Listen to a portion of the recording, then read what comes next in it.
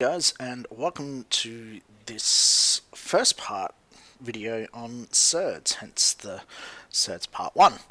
So what is a surd? Well, you may have seen it written like this before, where we have the square root of, say, 2. So that's what a surd is. It's a real irrational number. So real rational number. We also have these things called radicals, which you'll come across in this section. And what a radical is any number written with the square root sign. So if we've just got the square root sign, and let's put in there just x for the moment, we could say that x is a radical.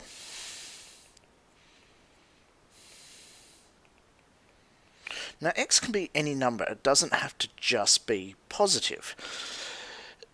It's a surd if it is a real irrational number. So irrational numbers, as you might recall, go on forever and ever and ever. So in this video what we're going to go through is just some important properties of surds and how we could actually split a surd up into a real number and a surd.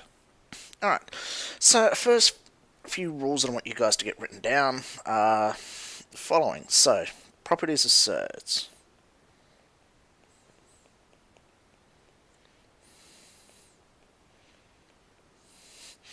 We have square root of a is never negative.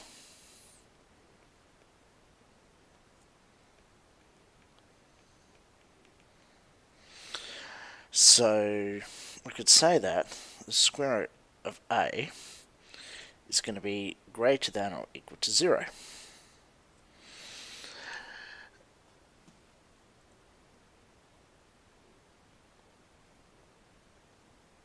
The surd of, or the square root of a is only real if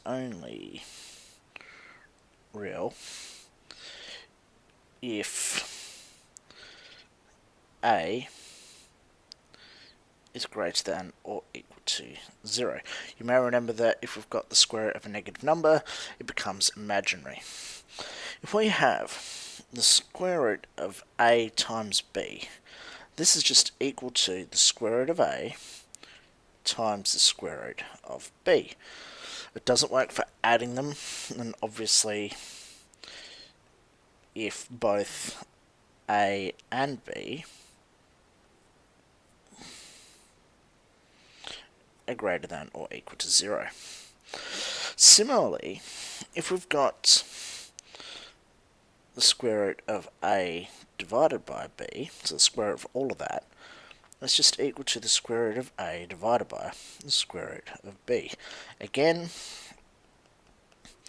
if a and b are greater than or equal to 0. So that's properties of surds that I want you guys to get written down. So pause the video, get those written down, and then we're going to move on. Alright, so if we have, for example, the square root of 18, let's say the square root of 18, we could actually simplify this down a bit to be simpler than what it is.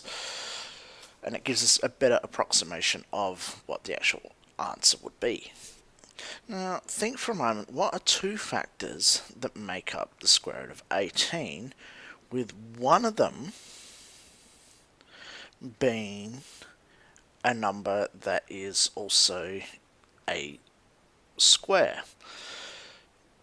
For example, with 18, what we could do, factors of 18, the first one that springs to mind is just 9 times 2. Well, 9, if we take the square root of 9, that is 3. So we could rewrite this square root of 18 as being the square root of 9 times 2, which we know from our properties just before as being the square root of 9 times the square root of 2. Now the square root of 9 is just 3, so we'd have 3 times the square root of 2, which is just the same as 3 root 2. And that's how we can change the 18 and simplify it into something that looks like that. What if we have 3 root 3 plus 5 root 3? Well, in this case, we can actually add the 3 and the 5 together and get 8 root 3. It's much like adding 2x plus 3x gives you 5x. It's exactly the same principle that applies. Same if we're just expanding them. Obviously, square root times the square root. So if I've got the square root of 3 times the square root of 3, that is just going to be equal to 3. If you don't believe me, give it a shot in your calculator. So that's the first part of Surds that I wanted to go through. In the next part, I'm going to talk through a thing called conjugates. So hence why it's going to be in 2 parts. The conjugate part is going to take a little bit longer.